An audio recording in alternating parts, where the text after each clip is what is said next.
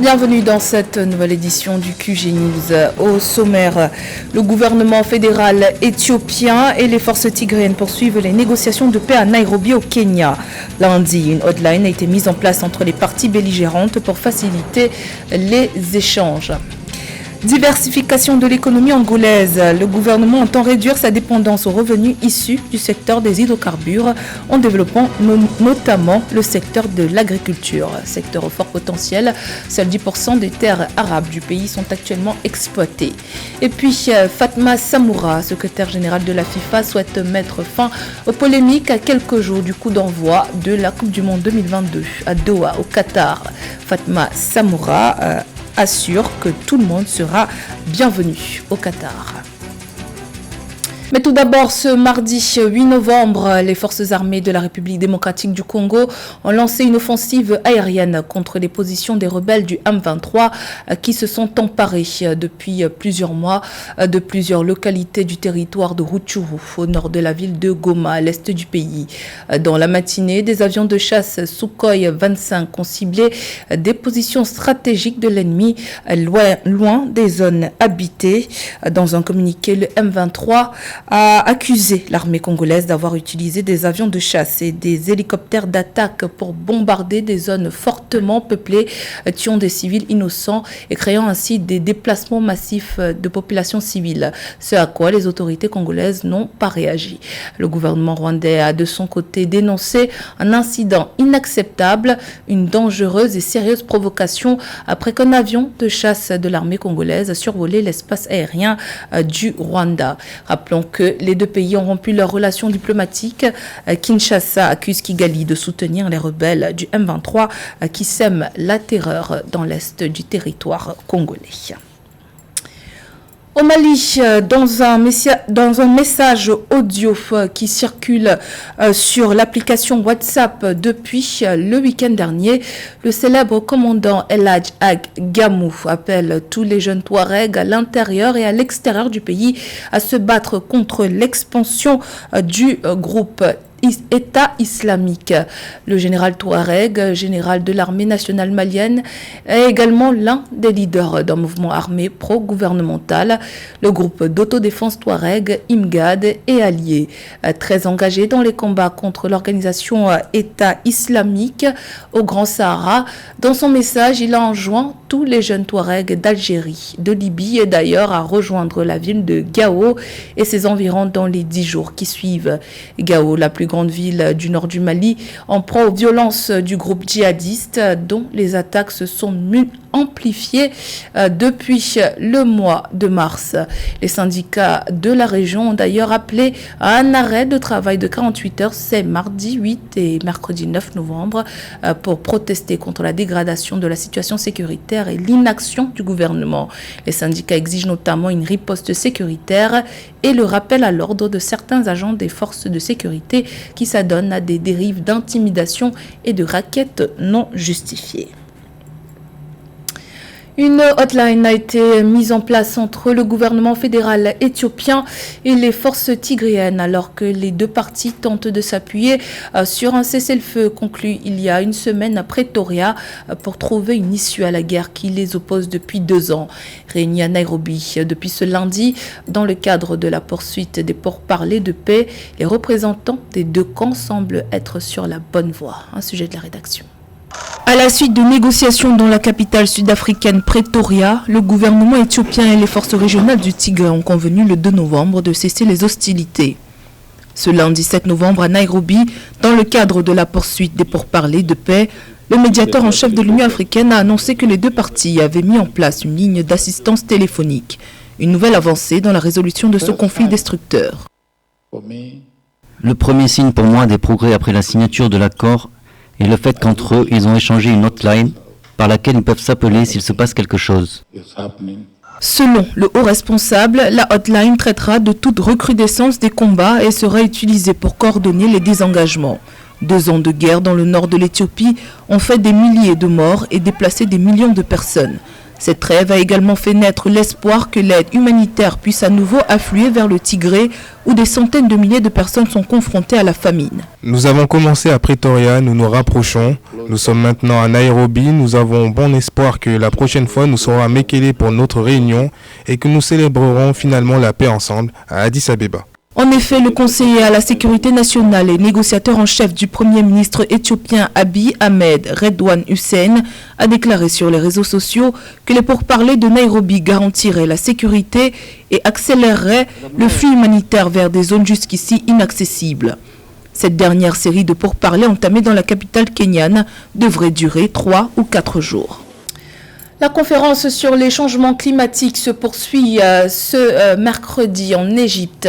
À la tribune de la COP27, le président sénégalais Macky Sall, également président en exercice de l'Union africaine, a plaidé pour une solidarité internationale et a appelé les pays pollueurs à tenir leurs engagements financiers. Paul-Marcel Mayaki. Porte-parole du continent à la COP27 en sa qualité de président en exercice de l'Union africaine, le chef de l'État sénégalais Macky Sall a appelé au respect des engagements pris depuis 2020 par la communauté internationale. Il s'agit de l'aide financière des pays riches et pollueurs à l'endroit des pays en développement qui sont peu responsables du réchauffement climatique. Faire l'histoire en tenant nos engagements, tous nos engagements, dont celui convenu de 100 milliards de dollars par an pour soutenir les efforts d'adaptation des pays en développement et qui peinent à être entièrement réalisés. Alors qu'elle ne contribue qu'à 3% des émissions de gaz à effet de serre au niveau mondial, l'Afrique est le continent le plus touché par le réchauffement climatique, avec à la clé des conséquences sur les plans économiques. En effet, le continent voit son PIB amputé de 5 à 15% à cause du changement climatique. Nous sommes pour une transition verte, juste et équitable, en lieu et place de décisions qui portent préjudice à notre processus de développement, y compris l'accès universel à l'électricité, dont 600 millions d'Africains restent encore privés. Je rappelle qu'avec la forêt du bassin du Congo, notre continent abrite également un quart de ce qui reste encore des forêts tropicales, offrant à la planète un de ses rares poumons verts, refuge de biodiversité qui contribue à la séquestration du carbone. Deuxième poumon vert de la planète, l'Afrique qui peine à concilier croissance économique et protection de la biodiversité perd chaque année près de 4 millions d'hectares de forêt et les moyens de subsistance de millions de personnes sont menacés. Pour pallier le problème, le continent qui œuvre pour une transition verte est à l'origine de plusieurs initiatives pour un développement sobre en carbone. Il faut agir pour sauver la planète par la mise en œuvre de l'accord de Paris sur le climat.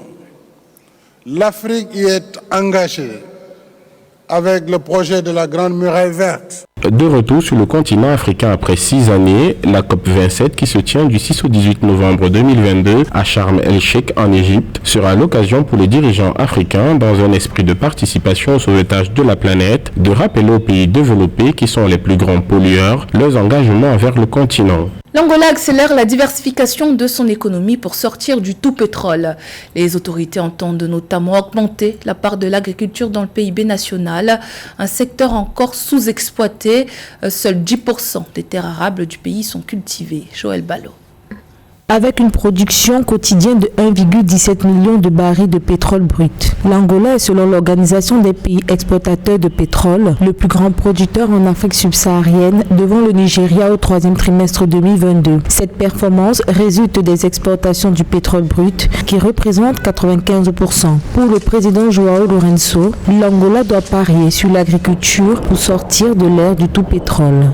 Nossos agricultores começam a entender cada vez mais os processos de produção a nível. Nous avons fait de nombreuses percées dans le secteur agricole. Aujourd'hui, et avec l'appui de la FAO, nous souhaitons améliorer l'activité au niveau de l'agro-industrie avec le processus de formation des jeunes et des femmes. Processos de formação e treinamento dos jovens, das mulheres. Soucieux de diversifier l'économie et de faire face au changement climatique, le gouvernement angolais s'attache désormais à redynamiser l'économie rurale et les vastes ressources agricoles du pays. Sur 35 millions d'hectares de terres arables, seulement 10% sont actuellement cultivés. Étant donné que plus de 60% de la population vit de l'agriculture, il est fondamental de renforcer la capacité institutionnelle du secteur agricole. Jovens e as mulheres. Les jeunes et les femmes doivent être au centre de nos préoccupations en ce qui concerne la préparation et la formation pour l'agriculture. Le but est d'avoir un meilleur rendement afin que les problèmes liés à la pauvreté trouvent dans le secteur agricole des réponses positives. En soutien au redressement de l'agriculture en Angola, la Banque mondiale a approuvé en juin 2022 un financement de 300 millions de dollars en faveur du projet de transformation de la petite agriculture. Ce projet, qui entrera en vigueur le 15 décembre 2022, va accompagner le passage d'une agriculture de subsistance vulnérable à une agriculture climato-résiliente. Kribi, futur pôle économique du Cameroun. Les autorités de la ville du sud du pays affichent clairement leurs ambitions, des ambitions atteignables selon ces derniers depuis la construction du port en eau profonde. Nathalie Mo. L'installation d'un port en eau profonde dans la ville de Kribi au sud du Cameroun a créé un écosystème économique qui a propulsé l'essor de la région. En 4 années de fonctionnement, le port autonome de Kribi a permis la création de plus de 3000 emplois directs. Depuis, la ville vit au rythme de son port. Aujourd'hui, Kribi est en pleine effervescence. Je vous ai parlé tantôt des emplois qui ont déjà été créés à cause de la présence du port à Kribi. C'est au moins 3000 emplois. Quand on dit emploi direct, c'est des emplois qui sont offerts par les entreprises qui viennent s'installer sur la place portuaire. Avec un marché camerounais en expansion, Kribi est devenu une plaque tournante du commerce régional. L'attractivité de la zone portuaire a pris de l'envergure pour les entreprises camerounaises et étrangères, principalement les banques, installées dans la cité balnéaire et dont le nombre est passé de 3 à 9. Aujourd'hui, toutes les banques du Cameroun sont installées ici. Microfinance, ainsi de suite. Et tout le monde y trouve son compte. Donc, de ce point de vue-là, déjà, ça se voit.